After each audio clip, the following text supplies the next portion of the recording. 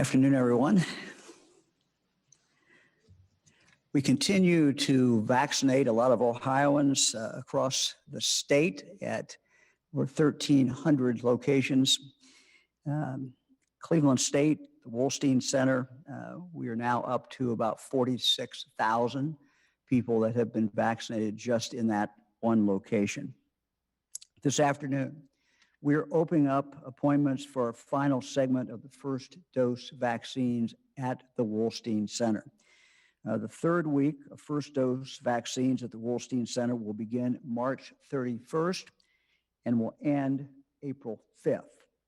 Following that segment, we will begin giving second doses starting Tuesday, April 6th. So the first 3 weeks were first doses, then week 4, 5, and 6 will be the second doses for the people who were there first, second, and third week. So there'll be no first doses given weeks 4, 5, and 6.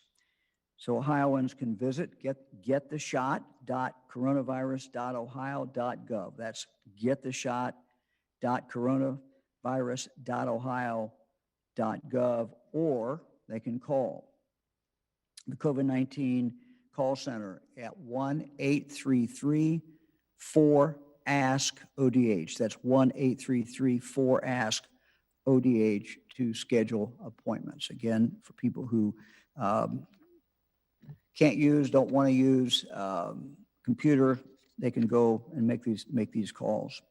Let me now turn to the announcement about other mass vaccination sites that we have planned throughout the state. We've talked about these before, but we're now getting closer in time. We will have 11 stationary sites, and I'll read those locations in a moment. We'll also have 4 mobile clinics. All of this is open to anyone in the state, 16 years of age and older. Locations will be primarily, again, depending on supply, but primarily, we believe, offering Johnson & Johnson vaccines. That's the one shot. In some cases, they may offer Pfizer or Moderna. And again, this depends on what supplies come into the state. Assuming the vaccine arrives on time next week, this all will start on Wednesday. And again, everyone needs to watch their local media, and we'll keep everybody informed, make sure everybody knows the exact date that this will start and also specifics about the location. But let me just go through some of these locations. These sites will be the following: NYSA Columbus in Lima. They will be allocated at least the first week, 2,500 doses. Lucas County Rec Center will have 5,000 doses a week. Dayton-Montgomery County Convention Center will have 5,000 doses a week. The Celeste Center, State Fairgrounds in Columbus, 5,000 doses a week. Summit County Fairgrounds will have 5,000 doses a week. The site of the former Dillard's at the Southern Park Mall in Mahoning County will have 2,500 doses a week. Cintas Center in Cincinnati will have 5,000 doses a week. The Wilmington Air Park, again, not far off the interstate, will have 5,000 doses a week. And again, we believe these are all going to start Wednesday, assuming that we get the vaccine. In addition to those, we have 3 more. Adena Medical Education Center in Ross County will have 2,500 doses a week. Wayne Street Medical Campus in Marietta will have 1,500 doses a week. Colony Square Mall in Muskingum County will have 1,500 doses a week. Again, this is scheduled to start on Wednesday. And all of these are in addition to our 1,300 other sites that we will continue to put vaccine through.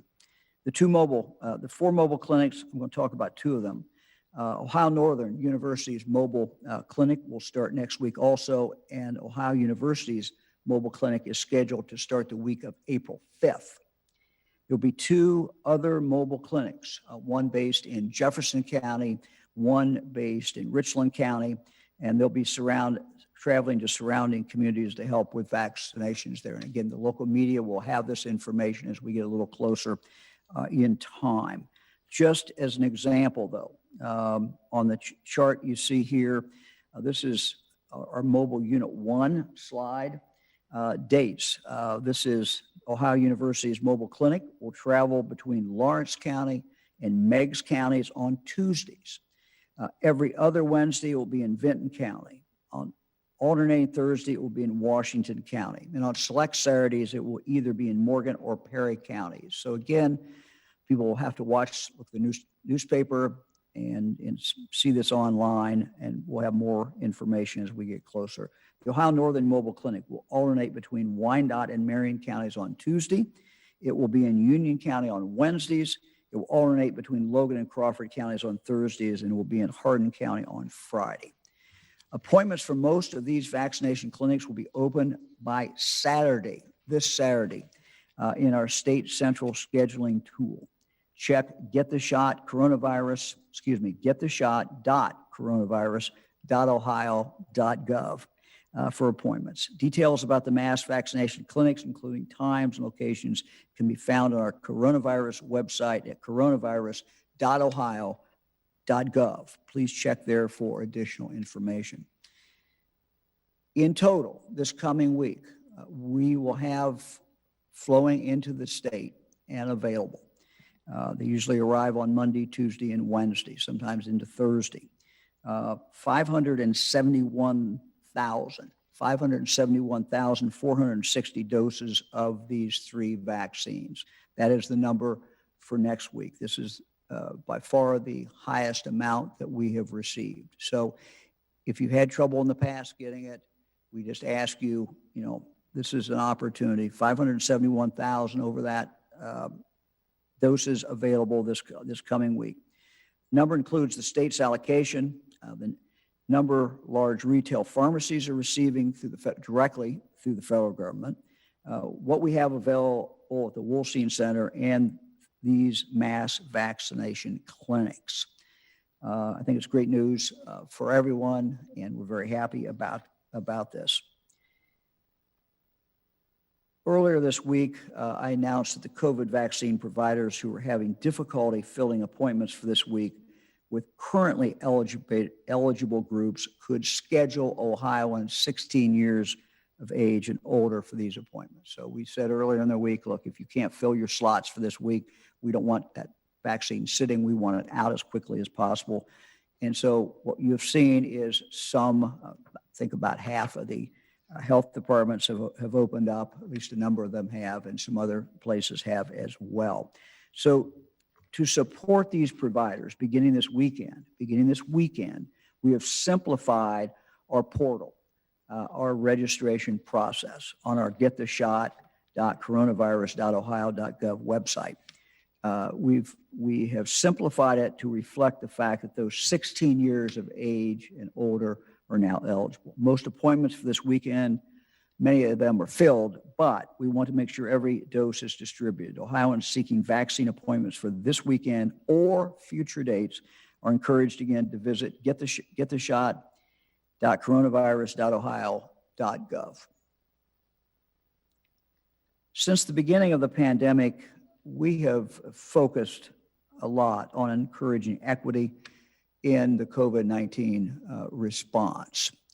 We are now, of course, into the vaccination phase, and we're doing the same thing.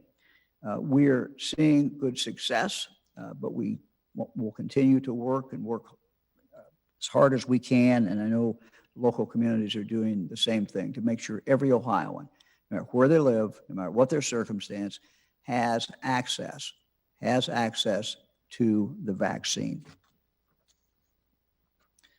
We are seeing clinics, which is what the technical term is used when there's a vaccination site set up. We're seeing clinics put on by the Ohio Department of Aging and the Ohio National Guard, working together in partnership with many local entities, including area agencies on aging, local health departments, health districts, and regional housing authorities. To date, Ohio has hosted 103 of those clinics, bringing vaccine to over 5,000 older Ohioans by this effort. So it's taking it primarily to where they live, senior housing centers. We have many of these future clinics scheduled, and we have a long way to go, but we're going to continue to work through those. And so if individuals have not been able to get out, this makes it very accessible to them and takes it literally right to where they live.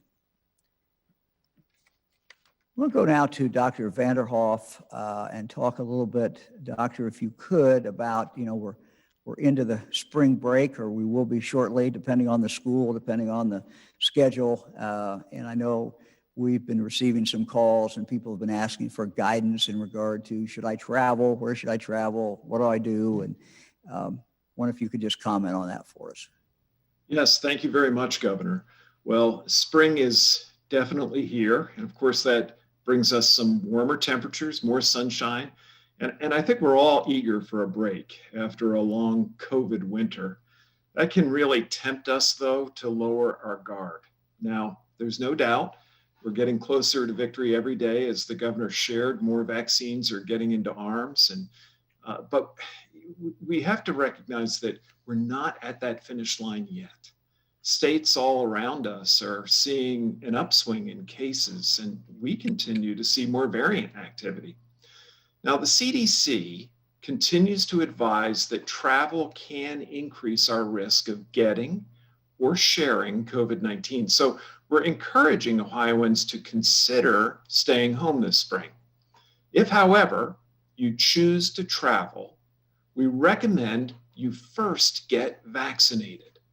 That when you do travel, you wear a mask whenever you're in public or with people outside your household, that you keep 6 feet away from others as much as possible, and frequently wash your hands.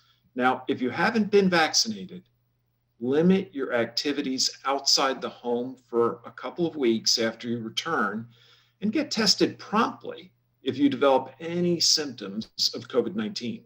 We're in the final stretch of this marathon, so let's keep up our masking and distancing, even as more and more of us roll up our sleeves to get vaccinated. Thank you, Governor. So, Doctor, probably what you say is kind of an incentive, I would think, if people have not had the opportunity to get vaccinated or not done that, good opportunity to do that. They still have to be careful. It takes a while for the immunity to fully come up, but traveling, getting the vaccination is certainly a smart thing to do. So thank you very much. I want to talk for a moment about nursing homes and assisted living in regard to vaccinations. We started, as you know, day one, when we could vaccinate people, we went right into the nursing homes. And we've had great success. About 90% of the people who live in the nursing homes have taken the vaccine. Less numbers with employees, but a fairly decent number. And what we want to make sure, though, as we move forward, now that we've gone through these homes 3 times, 3 different visits, we want to make sure that when a new resident comes in, if that person has not been vaccinated, we want to make sure that they get vaccinated. If a new employee is hired and they come in and they have not been vaccinated, we want to make sure they have the opportunity to do that. Or if it's a resident who's been there a while or an employee who's been there a while who thought, hey, gee, I'm going to wait. I don't want to get it. But now has decided now's the time to get it. We want to make sure, no matter what nursing home that is, they have the ability to get that vaccine. So we set up a program that we call the Vaccine Maintenance Program. And it's working well. We're getting vaccines into nursing homes on a regular basis so that they can in turn vaccinate those people in the nursing home who want it and who have not been able to receive it. We have a large number of nursing homes in the state of Ohio. I think over 900. We have over 700 assisted living facilities in the state of Ohio. And most of them have signed up with our program and are getting the vaccine. However, despite repeated efforts, we have some that we just have not heard from. And if you have someone living in one of those nursing homes or assisted living, it's just important that everybody who's there has the opportunity to get the vaccine. So we're today, after this press conference, going to put up on our webpage the assisted living and the nursing homes that have not gotten the vaccine, or at least have not told us they have the vaccine. They've not signed up for our program. Repeatedly, we've asked them to sign up and they've not done so. So we will be listing the names of 56 nursing homes and 158 assisted living facilities. Now, I suppose it's possible they may have made their own arrangements to get the vaccine, but we don't know that. And what our fear is that people in the nursing home are not being protected as well as they could be protected because the vaccination is not continuing. Nursing homes have people in and out as far as new residents. They have new employees. We must make sure that these people have the opportunity to get vaccinated. So again, I would urge those nursing homes and those assisted living who we've not heard from to give us the information, sign up. We'll get you the vaccines and you'll be better able to protect the people who live, the residents in your nursing home or your assisted living. Eric, let's go to the data today. Okay, we will start our standard slide. As you can see, we are really at a point now where our cases have plateaued. The plateau continues. There's some indication it might be going up, but I don't think Dr. Vanderhoff told me today he's not ready to label it that way yet. And we hope that's not what happens. So a plateau, and that's where we are. So coming down, we were coming down for a number of weeks. Very happy about that. That has stopped. We're now here. Eric, let's take a look at the next slide. So these are all the different counties that we have, and what you'll see is, and I'll talk about in a moment. Some of these have changed. Some have gone up. Some have gone down. So again, what you see there represents really a plateau. Eric? Again, these are the highest ones. Clark County. Clark County leads off again, followed by Monroe County. So two counties very dissimilar, different parts of the state, but there are our top two incidents. Again, the incidence is about 2.5 times what the CDC calls a high incidence level. Eric, let's take a look at the next one. We've been watching these numbers, and now our number is pretty much flattened out. If you remember, we set a goal. And just as the cases have plateaued out, so this number now has plateaued out. For the past few weeks, I've shown you the statewide case rate per 100,000 population over that 2-week period of time. 3 weeks ago, we were just under 180. Last week, we were at 143.8. Today, we're at 146.9, so it's slightly up. Slightly higher than last week. Cases have consistently fallen statewide since our peak in December, but that decline has stopped, and we have now really flattened that out.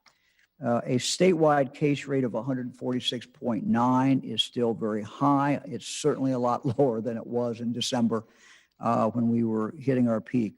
So we just have to continue to work on this. And again, it's the defense wearing the mask, and it's the offense and vaccinate.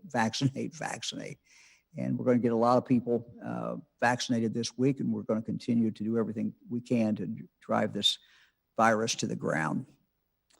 Along with the plateaued statewide case rate, we're seeing 52 counties with an increase in their county level cases per 100,000 compared to last week. Eric, we'll take a look at the next slide.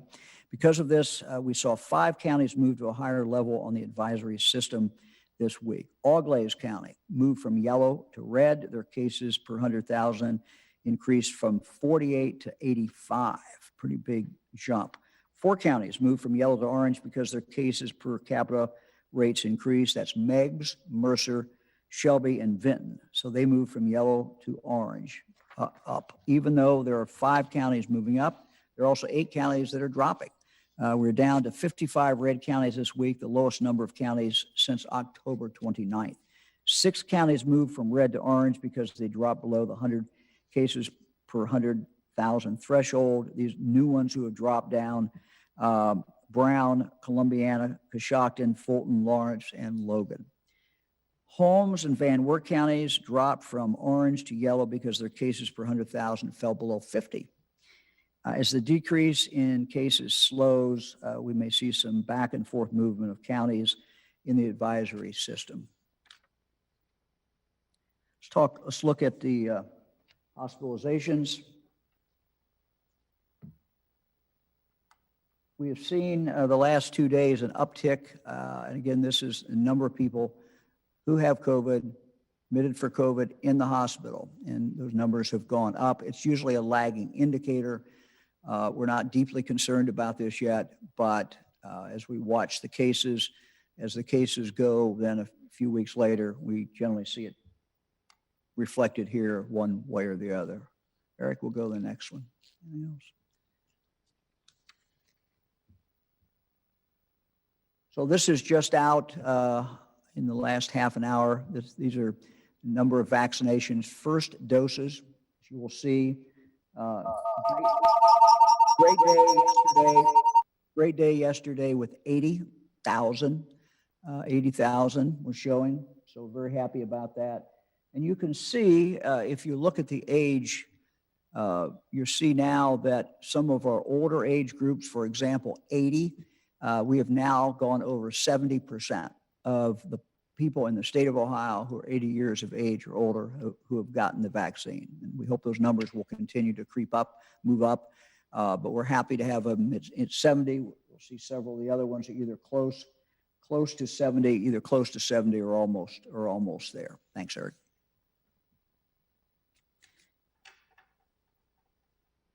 I want to give you a little update on Department of Jobs and Family Services.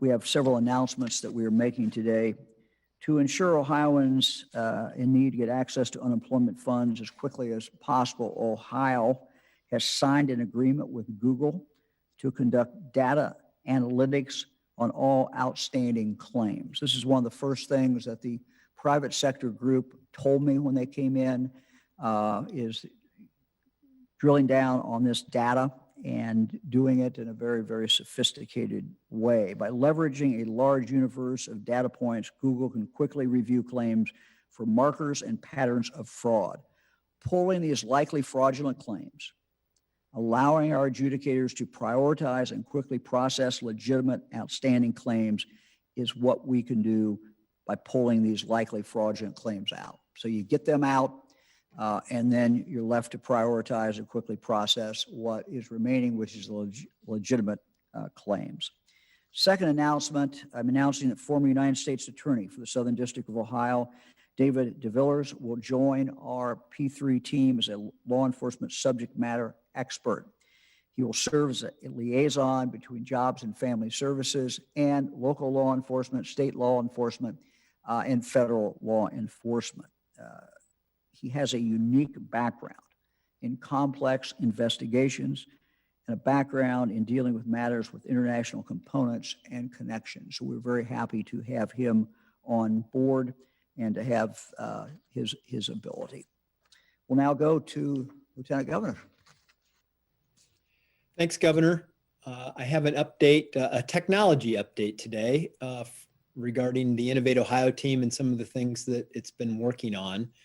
As you know, when we created Innovate Ohio, one of the goals was to use technology to improve the way we serve our customers, the people of the state of Ohio. And what COVID brought a sense of urgency to was to have less human interaction where people have to appear in person, and that has health benefits, but it also saves people time and money. And we're going to focus today on the BMV. One of the longstanding goals is for people never to have to stand in line at the BMV and for people to actually appear in person less frequently by eliminating the need for that. And we've done a number of things, including allowing you to print your temporary tags online. We've expanded the number of vehicle classes that are eligible for online renewal. Customers purchasing a vehicle from the dealer no longer have to go to the BMV. They can get their initial registration and plate without going to the physical office. And then the new online system allowing for renewals of apportioned vehicles involving interstate commerce. But today's announcement, and then I should also mention the Get In Line Online tool that we're allowing people to reserve their space when they do have to go to the BMV, to do it online, receive a text message, and then they'll be queued up to be the first in line once they get to the physical office. But today we want to focus on the BMV website, which is bmv.ohio.gov. We have a number of improvements here that, thanks to the Innovate Ohio team, the folks at BMV, and the Citizen Interaction Work Group from Innovate Ohio, put together to improve the way we serve our customers. And there are 4 basic features that I want to highlight. I think some of you saw the video here, if you can see that, about what the old system looked like versus the new one. First of all, your authentication. When you check in, we're going to make it easier for you to have to not enter as much data, to queue yourself in so that you know that you're queued into the system. We're improving the search feature, and this is a big deal. It used to be that you would search something on the website, but you actually would have to go outside using the Google search system, and it would give you a lot less thorough of a search about what you were actually looking for on the BMV website. You had to go to the search feature. You had to kind of narrow down what you were looking for. Now we're using new artificial intelligence on the site itself to allow you to search that and get to where you want to go immediately. So you don't have to fiddle around with it and use the outside search mode to do that. Additionally, you could have your own personalized Bmv profile now. I think this is a really great feature. You can check out your own driver's license to see whether you're an organ donor, what your driving record is. There are a lot of things that are on the Bmv website that are personalized to you. Rather than having to search 10 different pages like you would have had to do it before, now we give you your own personalized profile. And we've made it, the 4th thing, mobile device friendly, so that you can get through this. Additional features allow it to be more ADA compliant. We know that there are a million things that you'd rather be doing than waiting in line at the BMV or trying to figure out the website. And this redesign will make it easier for you to do all of those things. I want to thank the Citizen Interaction Work Group, which is chaired by Alex Tim, who's on the Innovate Ohio board. Alex is the CEO of Root Insurance. They really have made this so much more customer service friendly, which is what we want to do, which is why we created Innovate Ohio.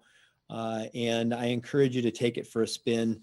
There's more coming on this, including online driver's license renewal, ordering replacements of driver's licenses online, electronic vehicle titling, self-service terminals, online driver examinations, at least a written portion of this. All of this is going to enable us to do more of those kinds of things in the near future to improve, to save people time and money. And along that front, Governor, I don't even think you know this yet. And so this is going to be good news to you, that we won an award this week from Government Technology Magazine. The state of Ohio did, Team Ohio's tech team did, for being one of the top 25 doers, dreamers, and drivers of innovation around the country to improve the way state and local government uses technology to improve its services. And Team Ohio won this. The Innovate Ohio team, Irvin Rogers from our state CIO, and everybody who works on these projects were recognized for our work in this area. I want to thank all of them. We also received recognition for our COVID-19 pandemic response for the tech team of keeping people safe and providing better access to health, property, security, livelihood, and prosperity information. I want to thank them for that, acknowledge our state technology staff who work so hard on this. We're not patting ourselves on the back by making you aware of this, but we're not content. But I want to make sure that people know that we're taking this seriously as a state. Ohio's tech team is leading what I would call a cultural change in the way that we approach technology. We have people inside state government, people outside state government who are really stepping up to the challenge to use technology to better serve our customers.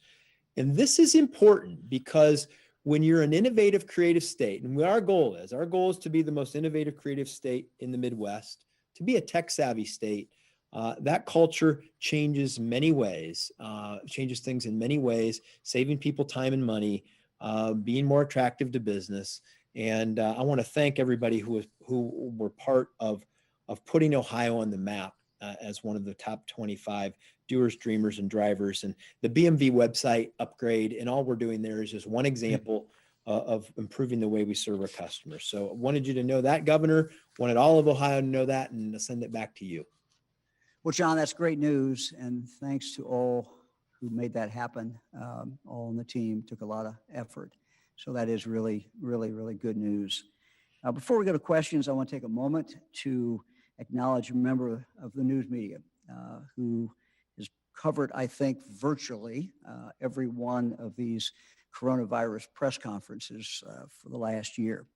And today, I'm told, will be the last briefing for Randy Ludlow of the Columbus Dispatch. Randy started his career in journalism at a young age, I'm told 15, spent 5 decades in journalism, started as a copy boy at age 15. Randy is certainly well-known, noted, respected for his relentless pursuit of the truth, relentless pursuit of public records, for his storytelling, coverage of state and national politics. And so, Randy, we wish you all the best in the future as you spend time with your family. We thank you for a very, very significant and meaningful career. And because it's your day today, you get to ask the first question. And I just know that your normal probing, sharp questioning will not be any different in the last question. So you're up. Well, thank you, Governor, for that undeserved praise, and it should immediately be suspect coming from a politician.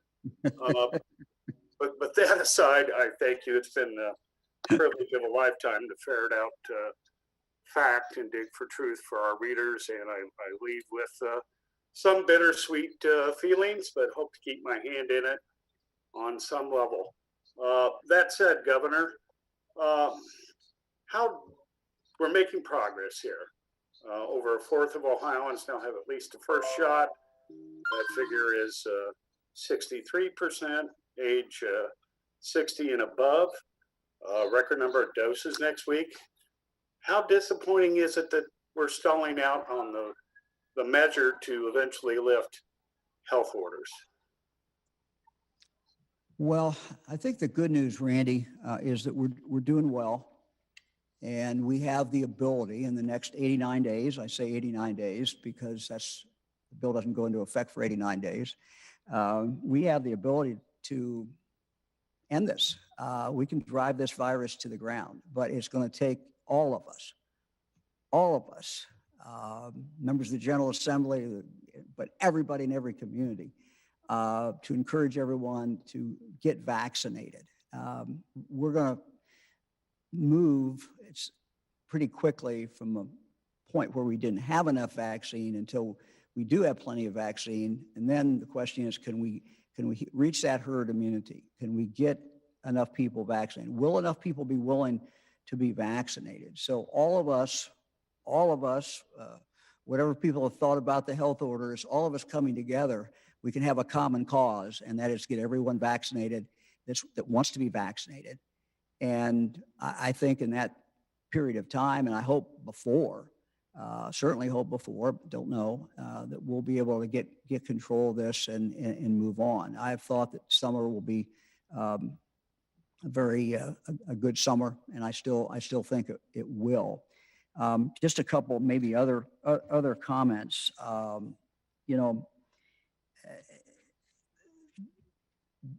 The bill that you referenced, really because of that, is about the future. And my passion in describing to members of the public in the General Assembly the problems with this bill did not come from what it will do with me or in all likelihood what it's even going to do with this pandemic. My passion comes from my deep concern and belief that this is not the only crisis we will face. It may be the next one. We don't know when it will be. It may be a national, international crisis like this one. It may be something that impacts a community when someone comes in from an area that has Ebola and they come in and the local health department no longer has the ability to quarantine them.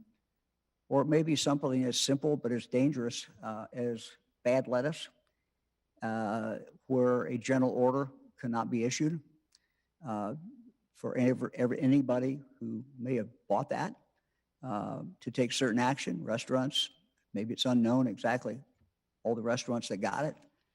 A general order will no longer be able to be allowed, and the local health department will not have that. So that's what where my passion came from. I was happy to see that on the floor yesterday, there's at least one member, a very prominent person who talked about some of the problems with the bill. And quite candidly, I will tell you that in calls that I've made last few days before the vote, there were members who acknowledged to me, told me they were going to vote for the bill, told me they were going to vote to override my veto, but acknowledged that there were real problems connected with the bill. So let's hope that the General Assembly will, understanding that, will take the appropriate action. But I just, I believe that we move on. It's time for us to come together. We all want to see this virus gone. No one wants to see it gone any more than I do. And so let's work together. Let's, the next few weeks, next several months, whatever it's going to take, keep our mask on when we're out with other people, and just really encourage everyone to get vaccinated. I can tell you that I'm going to do everything in my power to make that vaccine available to every single Ohioan. And we're going into places where maybe people don't have the ability to get it. Sometimes they don't have the ability to go out of their house. And we're going to continue that effort. And it's an effort that is, I think, working well now that we have a vaccine, a lot of vaccine. And it's being driven a lot by people at the local level. And that's what's good about this. This is Ohioans helping Ohioans. You go into any vaccination site, Randy, and I know, saw a picture, you got your vaccination, but you go into those places and everybody's happy and you see volunteers, you see Ohioans pitching in. That's what we got to do. Let's drive this thing to the ground and let's move on. Governor, next question is from John London at WLWT in Cincinnati. Hey, John. Governor, I'm not sure what I was doing at 15, but I assure you I wasn't starting a career, so I join you in commending Randy and wish him well. The data you alluded to shows we are not much closer to that magic number that we were a week or two ago. And I wonder if there is any correlation to the variants. What's the latest variant number? And what's your level of concern? And aside from masks and social distancing, is there any other step that you can recommend to get that needle moving swiftly in the right direction? Yeah, I'm going to go in a moment to Dr. Vanderhoff, who can give you the medical side of this, epidemiology in regard to that. But look, I think we're in this race, John, and it's literally a race between how fast we can get people vaccinated and how fast people are willing to take the vaccine versus the variant. And, we now have, it looks like enough firepower just to keep going and going. And, we've already taken basically a fourth of the people out of the game in the sense of not being able to spread it much and not being able to go from person to person. Dr. Vanderhoff, if you want to comment about the variant and exactly where that might be in Ohio and how that's playing out in these numbers. Yes, certainly. Thank you very much, Governor. First of all, there are really two phenomena at play here. One is the fact that This virus has consistently shown an ebb and flow that has it rising every 90 to 100 days. Well, we're at about 90 to 100 days from the last time it did that. And as we've been expecting, Ohio is seeing more and more of 3 in particular of the 5 variants of concern. The so-called UK variant, which is B117, that's what we're seeing the most of. And then we're seeing some of the so-called California variants, B1427 and 429, which are very, very closely related. Now, as we look at that, it's the distribution is really across the state, and that has been from the first time that we saw these and continues to be the case now. And we've been talking for really weeks about our expectation that as we move into March and April, that we've been expecting a growing presence of these more contagious variants, especially B117, which, as we expected, is leading the way. Now, as the number of these variants grow, they really underscore just how important it is for all of us to get vaccinated, and in the meantime, to be masking, maintaining physical distancing, and hand washing, because those remain our best protection. Putting that all together, I'm actually encouraged that in terms of what we're seeing overall in Ohio, and I think that just as the governor has suggested, we're in a race. We're in a race to get enough people vaccinated that we stay ahead of these more contagious variants. And I'm encouraged by the pace at which, in fact, that is happening here in the state. But we've got to keep doing it. And in the meantime, as I commented on before when I was talking about spring break, masking and distancing remain important components of our response. Thank you, Doctor. Next question is from Jesse Ballmer at the Cincinnati Enquirer. Hello, Governor. Jesse? My question is Ohio properly distributing the vaccine doses if we have excess appointments in places like Urbana and Xenia, whereas people in Cincinnati and Columbus might be struggling to get an appointment? And how will the state redistribute those doses as we continue? Jesse, I think we are, we started with the idea, the basic principle, that we wanted every Ohioan, whether they lived in Vinton County, one of our smallest county, Meigs County, or whether they lived in Cuyahoga County or Franklin County or Hamilton County, that they would have access within their community to these doses. And so we have a formula. It's a formula of basically 80% based upon population. And when we say population, I put an asterisk by that only because to explain it, it means when we started at 80, it was people over, you took the population in each county of people over 80 and did that. So it's distributed basically per capita, 80% of that. And then there's a 20% component that has to do with poverty and a few other things. So that's how we've been distributing it. Now, as you can see from our webpage, we put up what percentage of the people in each county have received it. And you can see a great disparity. Holmes County is the lowest.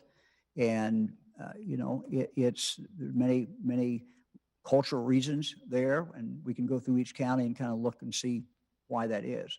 But each county is getting an equal share coming in. Now, what we've seen happen and what we've allowed to happen and told them it was great, we've seen a chain drugstore, for example, that was not getting as much uptake in Southeast Ohio in their stores, and they've been able to switch to other stores in other parts of the state. We've had situations where a health department is not using it, and they switch to another health department and give that to another health department. Now that, but the way we've tried to fill the holes so far has been by expanding pretty rapidly the people who are eligible. And that has pretty much filled these holes. So we've not had too many situations where doses are just sitting there for very long. So we've created that tension. Now, though, beginning Monday, we will have done that. And, going forward, we will make strategic decisions when we would expect there to be, without the pressure of continuing opening up to new people. Once you're done opening up to new people, then what we will need to do is we will be more aggressive in moving vaccine around.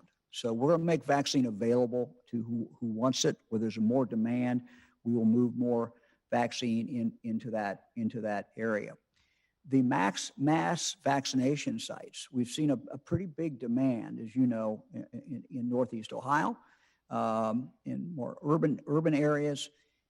Some rural areas, we've seen a significant demand. But if you look at the location of, for example, Cleveland State, that's 210,000 people will get that in that area. And that is over and above what the normal allocation would be for Cuyahoga County. If you look at some of the other mass vaccination sites where we're putting them out, again, that is over and above what the allocation would be for a particular county, because we mean for these mass vaccination sites to be sites where people from the region will be able to draw. So we watch this every day. I have someone on our team who's watching the throughput in regard to our retail pharmacies. I have someone who's doing the same thing with our hospitals, someone who's doing the same thing with our federally qualified clinics, someone's doing the same thing with our health departments. So we watch this literally every day, and you will see us, be more aggressive in moving things around now that we no longer have the pressure of new people coming in virtually every week. Next question is from Karen Kassler at Ohio Public Radio and Television. Hi, Governor, and I want to congratulate Randy Ludlow as well. It sounds like you won't be filing a legal challenge over Senate Bill 22. Is that correct? And since that'll be a short answer, maybe you can share some of what you talked with President Biden about when you met him when he was in Columbus on Tuesday. Yeah, I don't know. My opinion about the constitutionality of the bill has not changed. Whether we file something, somebody else does at some point, I don't know at this point. I certainly don't quote what a president says to me in private, but I can tell you that in general, we talked about our grandchildren. Fran was there with me, and we exchanged pictures of our new grandchildren, and he's a very proud grandfather, and of course, Fran and I are very proud grandparents as well. Talked about what you would expect. We talked about the coronavirus, talked about how things were going, talked about a few other policy issues. So, yeah, it was a very good conversation. I appreciated the time with him. Next question is from Christian Hauser at WKRC in Cincinnati. Hi, sir. Thank you very much for taking the time to answer our questions today. Mine deals with the American Recovery Plan and Ohio townships. In February, those townships were listed in the distribution amounts, but once the bill passed and was on its way to President Biden's desk, Ohio townships, along with a few other states, had been removed. I just wonder, has the state discussed the townships and distributing these recovery funds to them if they are in fact left out of that distribution? Well, it would appear they're left out. Now, we don't know for sure until we see, I guess, guidance. But if you look at the law that was passed, it would appear that they were left out. And of course, townships play, at least in Ohio, a very, very significant role. So that certainly is a problem. You will also see, based on the formula, that we have some schools, Olentangy, for example, that are getting either nothing or virtually nothing. So, we are in the process now of looking at what we should be doing with our state portion of this. And, we're trying to look at the whole picture and see where help is needed, and trying to look at things to do where we can, invest in the future. So I'm well aware of that. It's was done at the federal level, but it does play out in Ohio. And as you know, we're very aware of that inequity in regard to the townships and also some of the schools. Next question is from Luis Gill at Ohio Latino TV.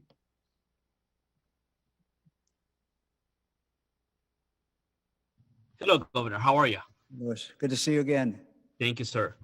Governor, those numbers, those indicators that you had shown us for the last few days, they're incredible. They had shown a positive path into get rid of the virus.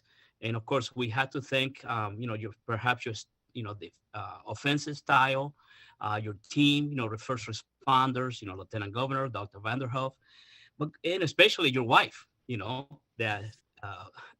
but Governor, my question is about the Johnson & Johnson vaccine, 1 shot, 2 shots. Have you been in touch with them to see the shift in production from 2 shots to 1 shot? Because obviously in our minds, it makes efficiency a lot better. Yeah, I can't answer that. Maybe Dr. Vanderhoef can. The efficiency of having a single shot, is very, very important. It obviously means you don't have to come back for that second shot, but it also means that you can go in and you can do mobile clinics easier. And there's also certain other populations that might move around a lot, and it might be more difficult to make sure that they get that second shot. Dr. Vanderhoef, I don't know if you have any thoughts on the question. Yes, Governor, I think you're absolutely right. The advantage that Johnson & Johnson offers is that 1 shot will keep you out of the hospital, out of the morgue, and will give you the protection that I think we're all looking for. So there's a lot that's really very appealing about the Johnson & Johnson shot. One of the other encouraging signs is that now yet one more manufacturer has been announced to come alongside Merck in helping Johnson & Johnson / Janssen Pharmaceuticals in the production of their vaccine. So we're, I think, going to be seeing very substantial and continued increases in the access across the country to this important vaccine. Thank you, Doctor. Next question is from Jeff Reddick at WSYX in Columbus. Hey, Jeff. Hello, Governor, and from ABC6 as well, congratulations and best wishes to Randy Ludlow. Excuse a political question, Governor. Over the past 1.5 years, you've had a gun law reform bill essentially ignored in the legislature, a president of the United States who maybe encouraged a primary against you on Twitter. You now have a primary challenger, at least one, a major Republican Senate candidate. They both denigrate you in public regularly. That texting while driving proposal you had was removed from the transportation budget, and now SB 22 veto overridden. So with all of that, your friends say you came to the governor's office with a vision for the state. Can you still accomplish that vision within this party? Is it still the party for someone like you? Absolutely. Texting and driving is going to get hearings. The speakers told me they're going to take a hard look at that. Didn't want it in the budget. Okay, I get it. If you look at, we have 2 bills. I've talked to the speaker, talked to the Senate president about, talked to other members about. One is an amazing police reform bill that we had the FOP involved in writing it. We had civil rights folks involved in it, community people involved. That bill is a very solid bill. We're optimistic about its potential to be passed. We have another bill that really focuses on dealing with what is in the news a lot, and that is violent crime and how we get at violent crime. And we don't have time to go through all the details, but I'm very confident that both those bills can be passed in this General Assembly, and see no reason why they cannot be passed. If you look at the budget that was passed, our first budget, it was a budget that invested in the future. It was a budget that was passed by a Republican Senate and House, Democrats. It had very good support on both parties. The budget that we have in front of the General Assembly, we don't expect them to take everything that we put in there, verbatim, but I think our broad goals are just the same. How do we ensure every Ohioan can live up to their God-given potential? And so, with early childhood education, early childhood development, a focus on H2 Ohio, cleaning up Lake Erie, these are all things where there's a real consensus. So yeah, I'm optimistic. You get setbacks and you don't get everything you want, and that's the way life is. But I'm happy with where we are, and we got more work to do, and we're going to do it. Next question. Governor, can I add some? Just want to add to that. I've been doing this for a long time inside state government as a Speaker of the House, and now a member of the executive branch. And these things happen, but there's a long list of accomplishments of where we've worked well. The governor's worked well with the legislature. He mentioned some of them. The H2 Ohio, the infrastructure package, the unprecedented investment in wraparound services to help disadvantaged kids. Literally, as this press conference has been going on, I'm getting texts back and forth from the legislature about how we're going to move forward with our broadband initiative, how we're going to move forward with the $1 billion economic recovery package that the governor proposed. So the working relationship is strong. It has been strong, and it will be strong. Next question is from Kevin Landers at WBNS. Hello, Governor. You mentioned you're going to list the assisted living and nursing homes that have not, or that you know of, got the vaccine. What are loved ones supposed to do with that information? Are you encouraging people to call these nursing homes and assisted living centers to complain? How is the state going to assist these people with these loved ones at these specific locations? Thank you.